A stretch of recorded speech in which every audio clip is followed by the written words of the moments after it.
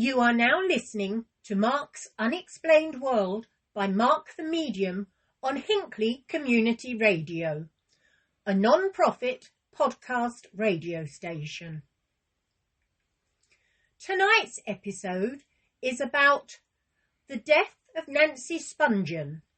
So it's over to you, Mark.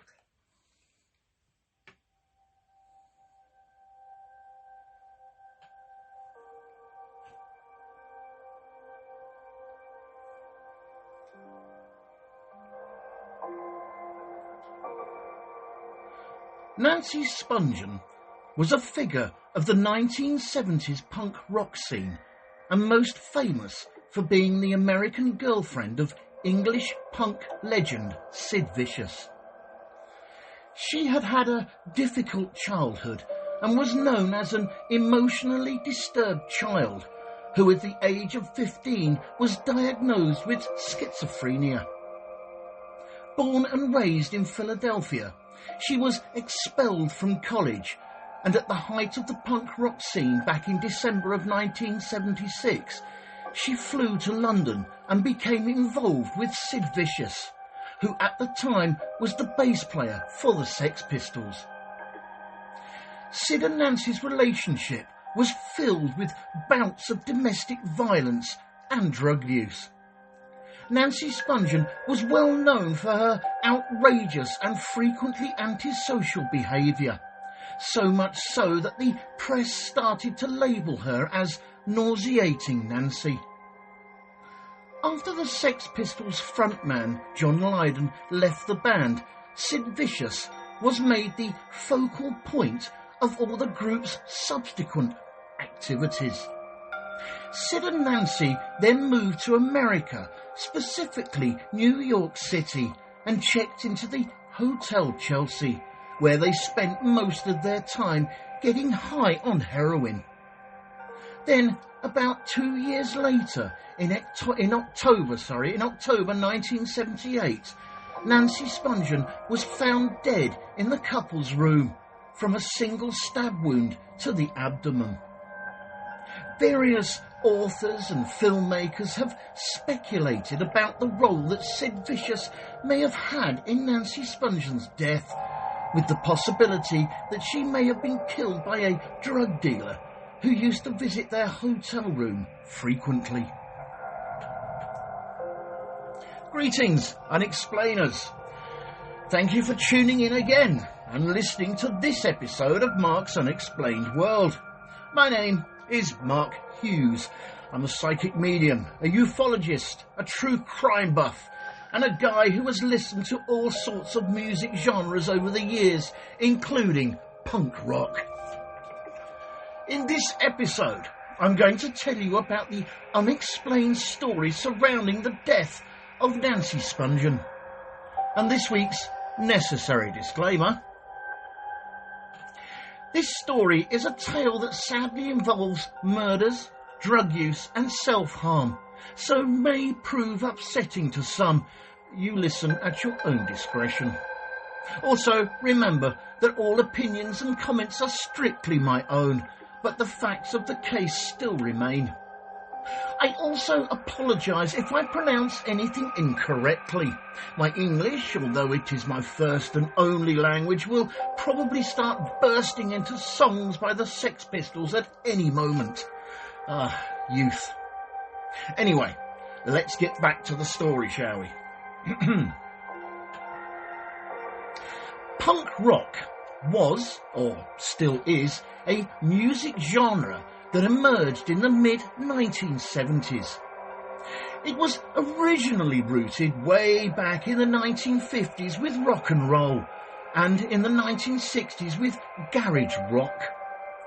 Punk rock bands rejected the corporate nature of mainstream 1970s rock music.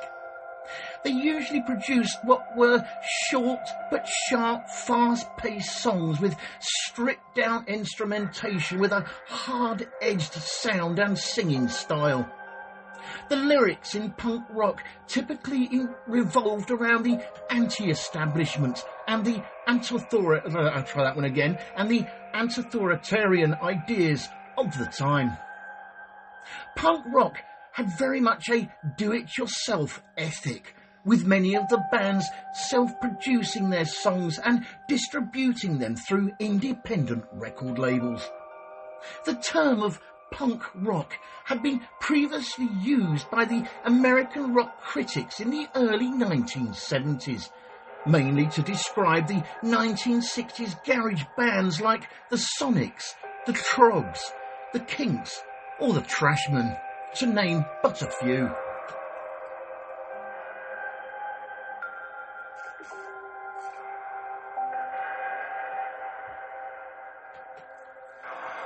Between the years of 1974 and 1976, punk rock was developing with prominent acts in New York, including television, Patti Smith and the Ramones, along with London in the UK producing bands like the Sex Pistols, the Clash and the Damned. In the UK by late 1976, punk rock had literally exploded, with it becoming a major cultural phenomena. It gave the youth of that generation a sounding platform from which they could make themselves heard, what with unemployment at very high volumes and what looked like, for them anyway, a very bleak future. Punk rock gave the youth of that generation an opportunity to express themselves, but not just through the music, but also through the distinctive style of clothing they adopted, which included T-shirts with deliberately offensive graphics, studded or spiked leather jackets, neck and studded wristbands, jewellery, safety pins that weren't just pierced through the clothing, if you know what I mean, and bondage with S&M apparel. Probably one of the most popular bands of the punk rock era were the Sex Pistols, who were an English punk rock band formed in London of 1975. The Sex Pistols' original lineup consisted of vocalist Johnny Rotten, guitarist Steve Jones, drummer Paul Cook and bassist Glenn Matlock, with Glenn Matlock eventually being replaced by Sid Vicious in early 1977. Under the management of English fashion designer and music manager Malcolm McLaren, the band gained widespread attention from the British press after swearing live on air during a Bill Grundy television interview on the 1st of December 1976. Now, I know that might sound a bit trivial by today's standards of language on TV, but remember people, this was back in the mid-1970s, and believe me, it was a huge case back then. The Sex Pistols' single, God Save the Queen, back in May 1977, described the monarchy as a fascist regime. So someone, I don't know who, decided that it would be a good idea for it to be released to coincide with the national celebrations of the Queen's Silver Jubilee. This release meant that the song was subsequently banned from being played by the BBC and by nearly every independent radio station in Britain, making it the most censored record in British history. After the vocalist John Lydon, otherwise most commonly known as Johnny Rotten, left the band, he was replaced by the bassist Simon John Ritchie, or better known by his stage name as Sid Vicious. Sid Vicious played his first gig as a bass player with the Sex Pistols on the 3rd of April 1977 at the Screen on the Green, which was a single-screen cinema in London. Unfortunately, Sid Vicious could not play very well and had no bass experience, so guitarist Steve Jones played the bass on the band's debut album, Never Mind the Bollocks, Here's the Sex Pistols. Sid Vicious was allowed to play bass on one of the tracks on the album called Bodies, but his contribution was later overdubbed yet again by guitarist Steve Jones. Sid Vicious also missed most of the Sex Pistols rehearsals and recording sessions, mainly because he was in hospital with hepatitis, which was likely caused by his intravenous drug use. By this time, Sid Vicious was now using heroin, with many reports claiming that his mother was his main supplier. Now, how concerning and sad is that? By 1977, Sid Vicious had met Nancy Spungen, an American groupie living in London, who had a history of psychological problems and, like Sid Vicious, was also a heroin addict. After this first short break, in part 2, we will look at Nancy Spungen's troubled upbringing and the continuing relationship between Sid and Nancy that led to Spurgeon's subsequent death.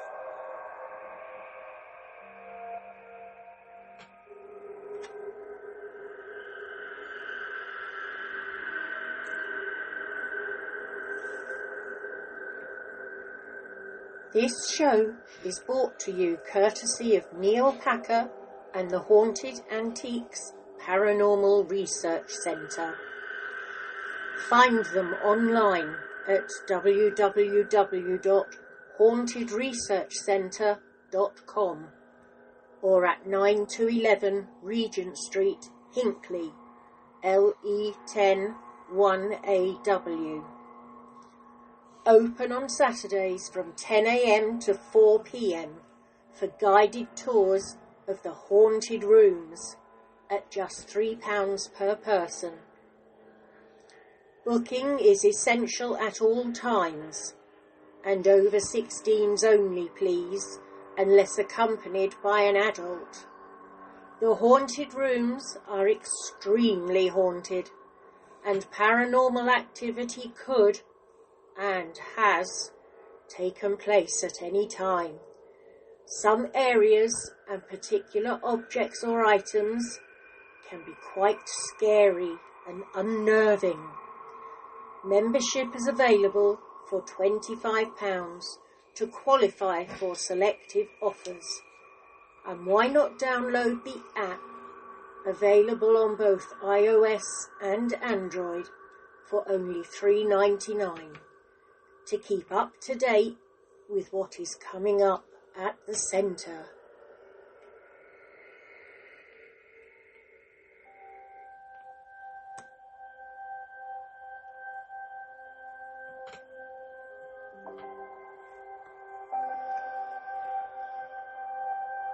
Nancy Laura Spungen was born on the 27th of February 1958 in Philadelphia to the parents Frank and Deborah Spungen. By all accounts, the Spungens were a middle-class Jewish family that lived in the Lower Moreland Township, which is a suburb of Philadelphia. Nancy Spurgeon's father, Frank, was a travelling salesman, and her mother, Deborah, owned an organic food store in nearby Jenkintown called the Earth Shop. When she was born, Nancy Spungen nearly died from oxygen deprivation. This was mainly due to her nearly choking on the umbilical cord during delivery, although it was determined that she had not suffered any serious brain-damaging oxygen loss. However, doctors had noted that Nancy Spurgeon's skin was jaundiced and that she was showing symptoms of severe cyanosis. And on our first interesting side note for this show, cyanosis is when there is a change to the normal body tissue colour, which turns to a bluish purple hue. This skin colour change is due to the decrease in the amount of oxygen that is bound to the haemoglobin in the red blood cells of the capillary bed. Cyanosis is mainly apparent in the body tissues covered with thin skin, including the mucous membranes, lips, nail beds, and earlobes. Management of cyanosis involves treating the main cause, as cyanosis isn't a disease, it is a symptom.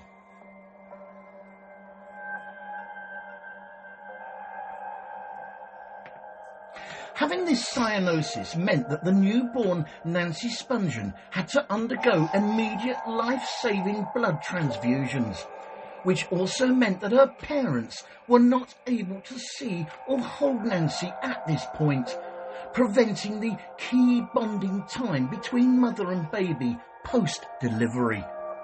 Instead, Nancy Spungen was strapped to a small hospital bed and frantically worked on by doctors who ultimately saved her life. It is theorised that due to this lack of parental attention upon her birth, Nancy Spungen proved to be a difficult baby, throwing crying fits and temper tantrums late into her childhood. But in this case, things got so bad that at 3 months old, Nancy was prescribed a liquid barbiturate by a paediatrician to try to help the situation. However, even with the use of this barbiturate, Nancy's violent behaviour continued. Barbiturates are a class of depressant drug that are chemically derived from barbituric acid. They are effective when used medically as anxiolytics, hypnotics and anticonvulsants, but have both physical and psychological addiction and overdose potentials, as well as other possible adverse side effects. They have been used recreationally for their anti-anxiety and sedative effects, and are thus controlled in most countries due to the risks associated with such use. The drug is usually given to people who experience seizures.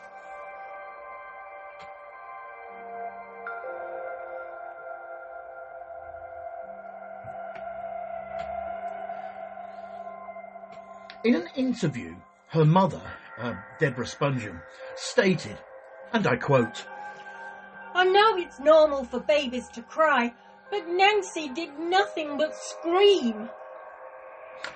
As a child, Nancy Spungen exhibited violent behaviour towards her younger sister, Susan Spungen. However, she was very caring towards her younger brother, David. But things didn't simply stop there.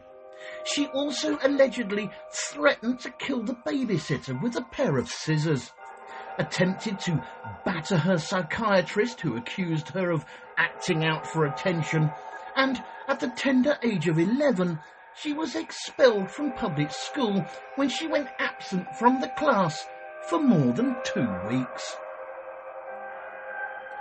Nancy Spungen's exasperated parents then decided to enrol her at the Devereux Glenholm School in Connecticut and at the Devereux Manor High School in Pennsylvania. From what I can tell, these schools at Devereux are children and adolescent state-licensed private schools that have been approved for serving children that have autism spectrum disorders and other intellectual developmental disabilities or emotional and behavioural problems or disorders. Nancy Spungen had very few friends during her elementary school years, although she excelled academically. However, in the January of 1972, at just 14, Nancy Spungen ran away from the Devereux Manor High School in Pennsylvania and attempted suicide by slitting her own wrists with scissors. So, as a result, by the time she was aged 15, her psychiatrist had formally diagnosed her with schizophrenia.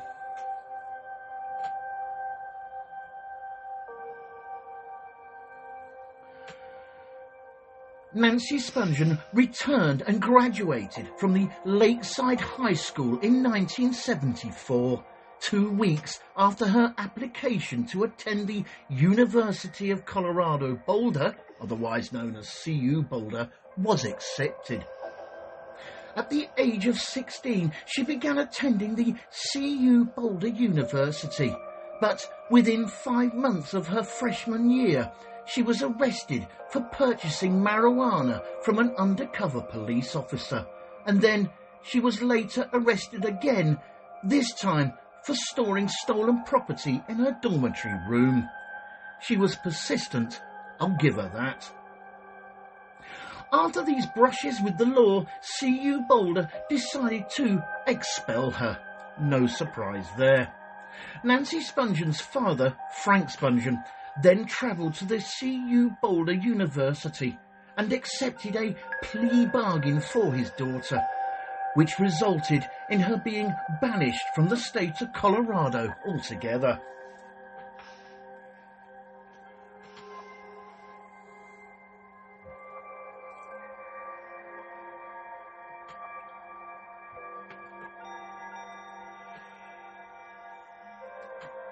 Nancy Spungen returned home to her parents, but left home at the tender age of 17, when she then moved to New York City, where she supported herself for a time as a sex worker, an amateur music journalist, and the occasional job at a clothing store.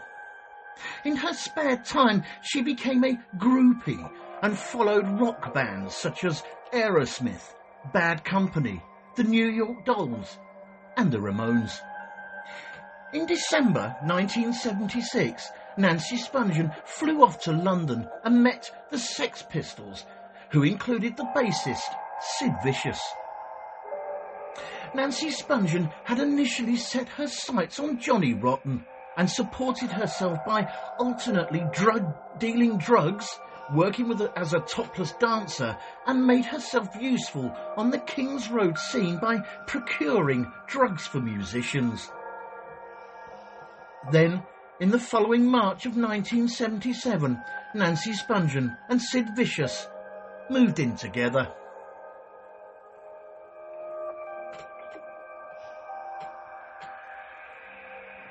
Nancy Spungen and Sid Vicious's relationship was definitely a roller coaster ride in anybody's relationship guide, to say the least.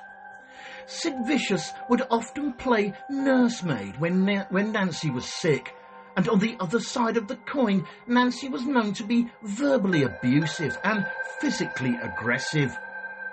It has also been reported that Sid Vicious may have facilitated in Nancy Spungen's occasional prostitution and watched it.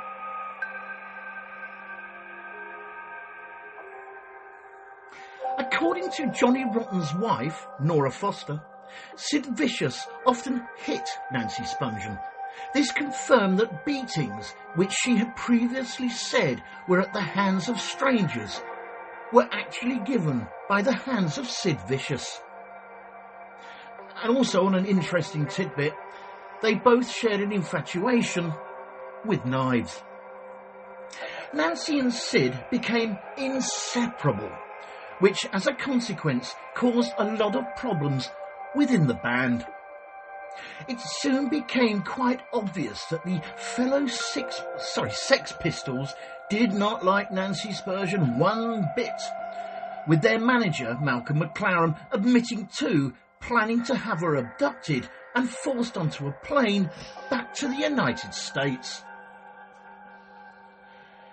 During their 19 months together, that's from March 1977 to the October of 1978, Sid Vicious, who was already abusing a multitude of drugs before meeting Nancy Spungen, then himself became addicted to heroin.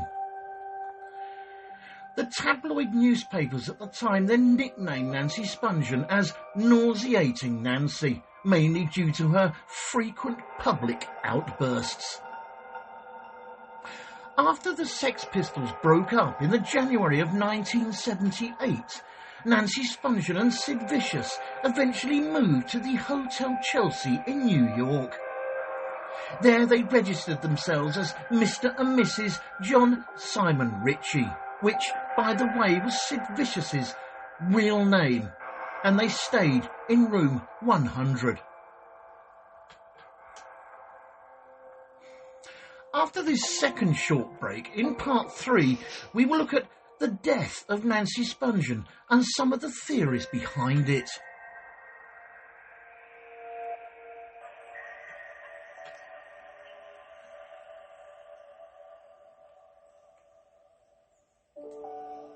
Fright Nights was established in 1999 as the first company in the world to offer overnight ghost hunt experiences to the general public, pioneering paranormal events since the last century. Fright Nights operate at hundreds of the UK's most haunted and exclusive venues. All events have their own team of experienced paranormal investigators, mediums and psychics. They have a VIP members club for regular returning guests, offering loyalty discounts and exclusive invitation-only events. They can also host private events for your family and friends. You can contact them on 07852 998 628 or email them at office@frightnights.co.uk. Or take a look at their website at www.frightnights.co.uk, where you can see the many locations they investigate and learn about them and the opportunities they have available. Hundreds of ghost hunters join Fright Nights every month for the most thrilling ghost hunting experiences they'll never forget. If you haven't been on a ghost hunt before, then why not join them to see what it's all about? Why not visit their social media sites for up-to-date information on all the places they visit and to see what's coming up in the future? They look forward to seeing you all soon. Fright Nights Ghost Hunting Events. Remember, only the original will do.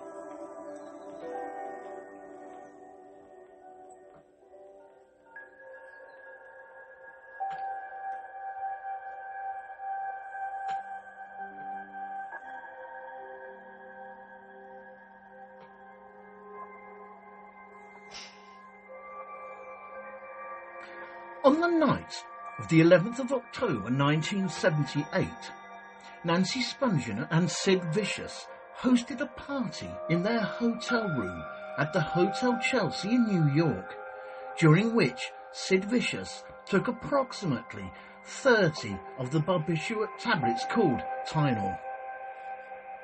It was the sort of party where numerous people would come and go as they pleased. However, for Sid, it was a party where he spent most of the night in a comatose state.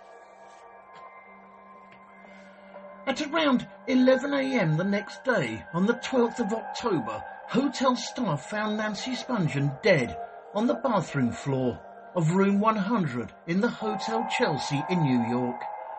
Nancy Spungen had been found with a knife wound to her abdomen.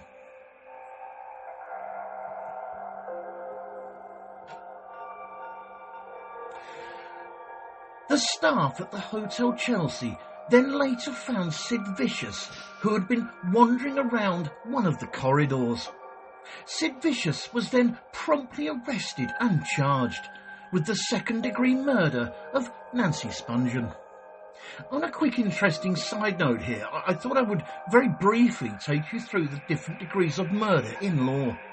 There are in fact 3 legal classifications of murder based on the intent or severity of the crime. However, I must point out that different states and countries have different definitions and punishments for murder degrees, but these are probably the most common ones.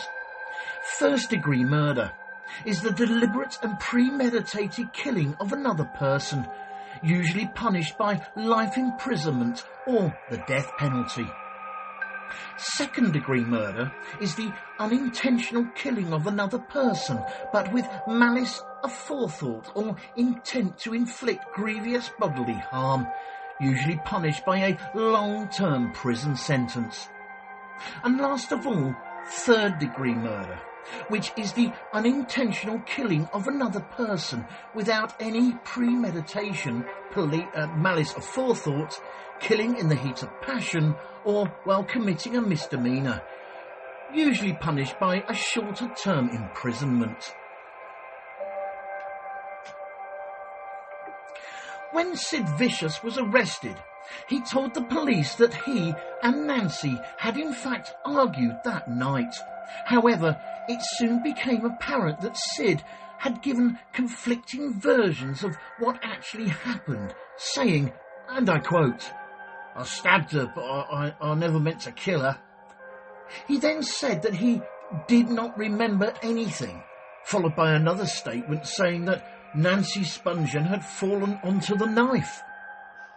The arresting officer, Sergeant Thomas Kilroy of the 3rd Homicide Unit, said, and I quote, "Vicious admitted killing Miss Spungen during a dispute." There were 2 people who had been at the party that night who stated that Nancy Spungen was still alive at 5 a.m. The murder weapon was soon identified as a Jaguar K11 hunting knife, which Nancy Spungen had purchased for Sid Vicious just a few days earlier.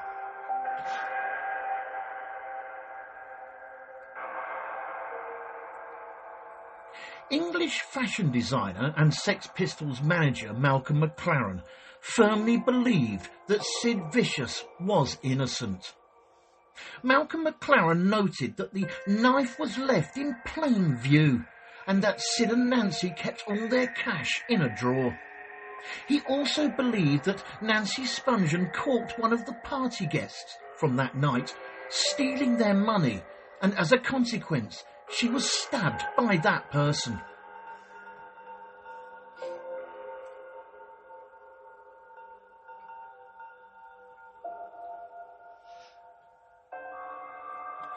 Given the number of people who had been through room 100 of the hotel on the night of the murder, American criminal defense attorney F. Lee Bailey had his investigators look into the possibility that a third party was involved in Nancy Spungen's death.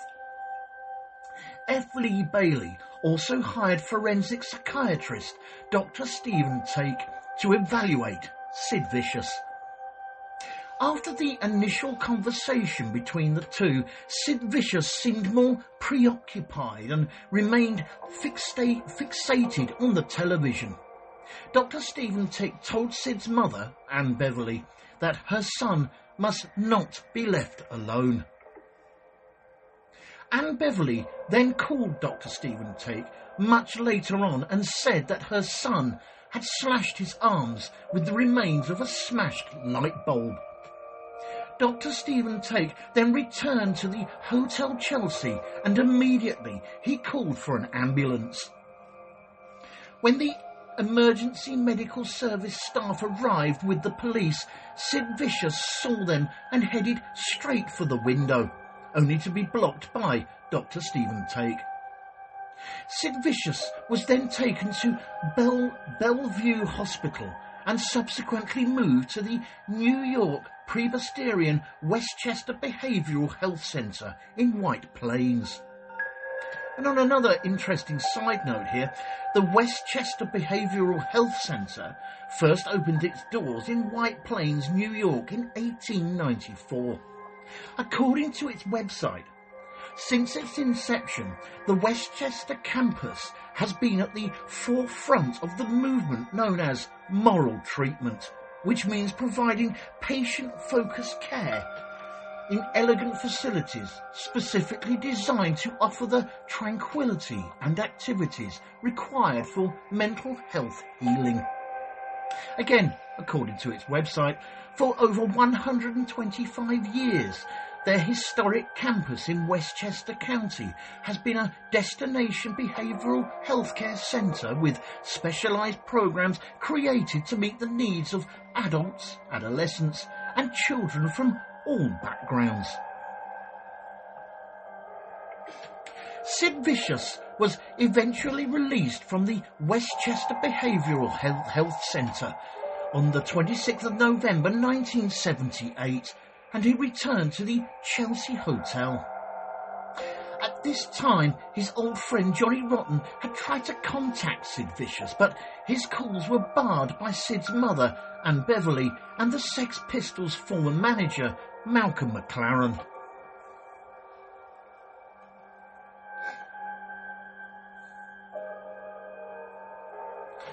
Irish journalist Bernard Clark, just 2 days after Sid Vicious's return, managed to conduct an interview with Sid Vicious on the 28th of November at the Chelsea Hotel in room 100.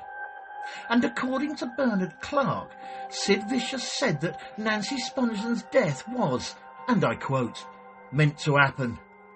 Bernard also claimed that Sid had said, and I quote, Nancy always said she died before she was 21. He also said that he just wanted to have fun.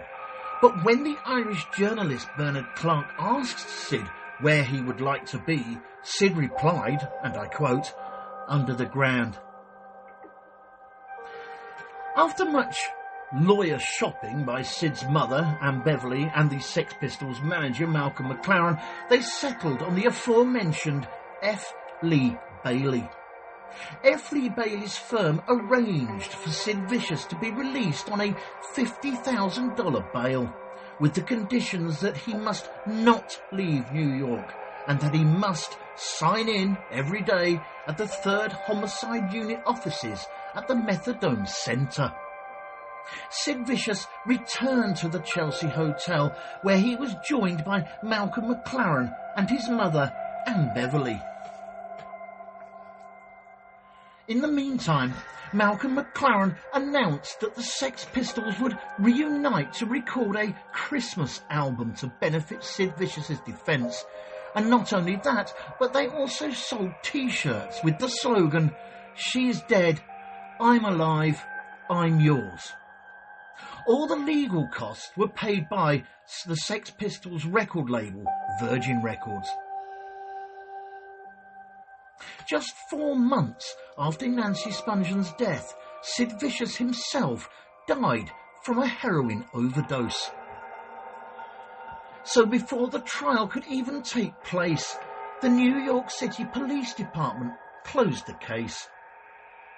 Despite Sid Vicious dying in 1979 at the tender age of just 21, he remains an icon of the punk subculture, with one of his friends noted that he embodied, and I quote, everything in punk that was dark, decadent and nihilistic.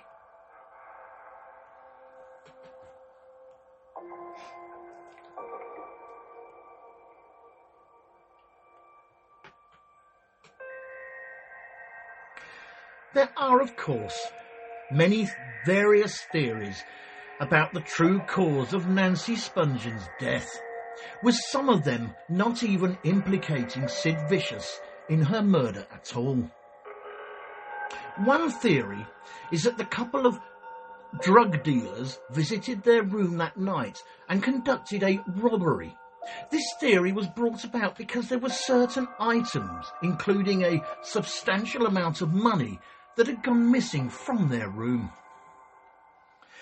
In Phil Strongman's book, Pretty Vacant, A History of Punk, he accuses the actor and stand-up comic Rockets Redglare of killing Nancy Spungen. This assertion comes from the fact that Rockets Redglare delivered drugs to Sid and Nancy's room the night of Spungion's death. Rocket Redglare, who himself died in 2001, totally denied any involvement in the murder of Nancy Spungen to the press. However, it was reported that he often confessed to the murder within his own circle of friends, but most of them cast doubt on his claims, saying that he was inclined to brag. Rockets Redglare told the media that he believed that a drug dealer who he saw in the lobby of the Hotel Chelsea that morning of Nancy Spurgeon's murder had committed the crime.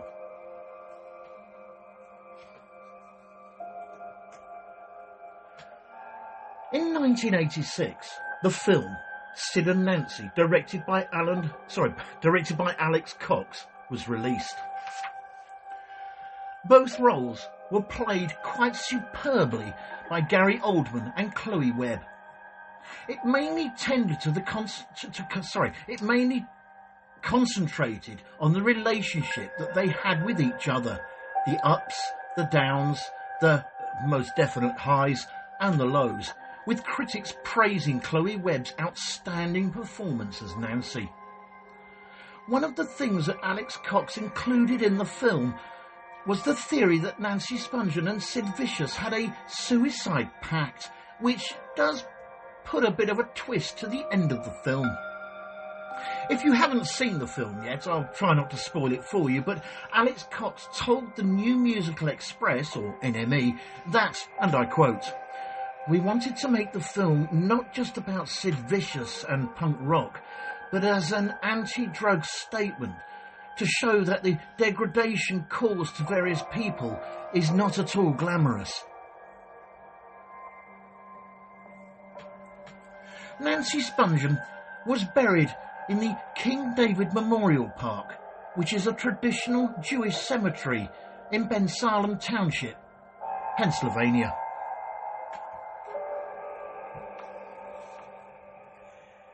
Thank you all for taking the time out to listen to this episode of Mark's Unexplained World. In our next episode, show number 84, we are going to be looking at the Fae.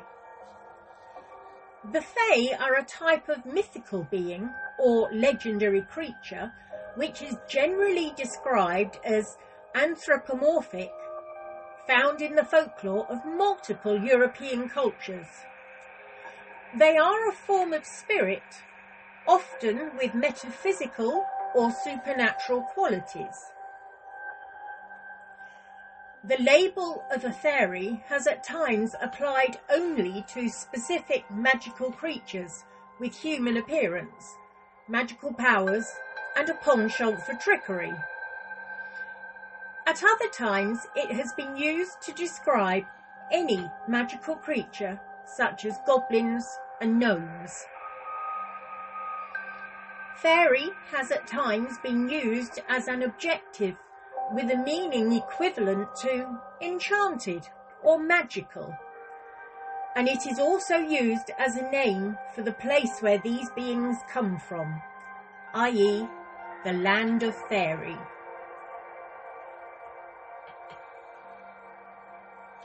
This show was written and researched by myself, Mark Hughes, and proofread and edited by Linda Hughes. The pronunciations of all names and places, though, was all mine. The actors in this episode were Mark Hughes, Linda Hughes and Denise Poolar, with special thanks to Neil Packer and the staff at the Haunted Antiques Paranormal Research Centre in Hinckley. And of course a big thank you to everyone for listening. Mark's Unexplained World, because there's more to the paranormal than meets the third eye. And remember guys, keep it real, because being real is better than being perfect. This show and all its contents are covered by basic copyright of Mark the Media.